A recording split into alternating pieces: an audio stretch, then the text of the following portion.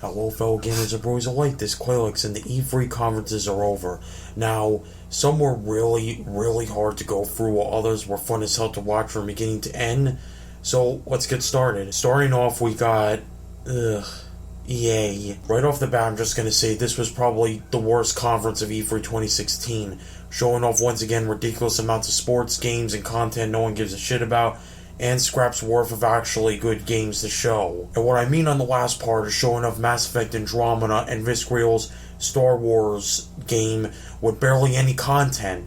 And those guys can fuck off with the developer videos these people are making. Is there anything good that came out of this conference? Yeah, I would say so. We got Battlefield 1 and an hour of gameplay to watch.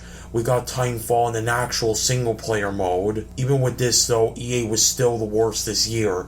Better luck next time when you give a shit about your fans, guys. Next up is Bethesda's conference. I gotta say that unfortunately I was very disappointed with this conference. Granted, they had a great start with the reveal of Quake Champions and a teaser for a new Wolfenstein game, but as the conference went on, it started to turn in a bizarre direction for me, such as talking about Elder Scrolls Online like it was thriving when we all know it's almost dead at this point, talking about Elder Scrolls Legends and talking way too much on Dishonored 2, and more useless Fallout 4 DLC excluding 1. But the good somewhat outweighs the bad, such as Prey being rebooted, some awesome Dishonored 2 gameplay, Fallout 4 Nuka World DLC, and like I mentioned, Quake Champions, which Bethesda said we'll see some good shit at QuakeCon in August. Pretty good, but overall somewhat disappointing. Next up is the Microsoft conference. There was some major issues that I had for this conference, so a bit of a warning, I may go on a bit ranty here. First of all, I had some serious fucking issues with Project Scorpio.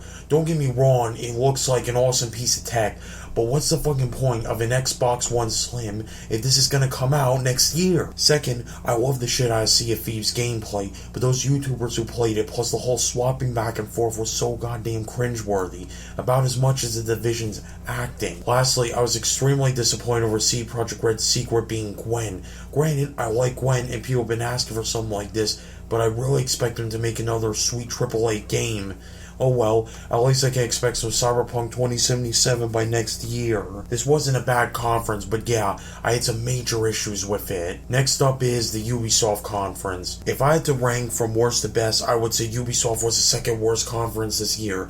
Going from the horrible beginning animal dancing sequence to way too much fucking filler, I wanted to gouge my eyes out, to so many boring and uninteresting games, such as Eagle Flight, a virtual reality game that I gave no craps about. Seriously, how could such an interesting concept look like such a boring piece of trash? Next I want to talk about is Ubisoft's new IP, which again I gave no craps about, was their snow sports game Steep.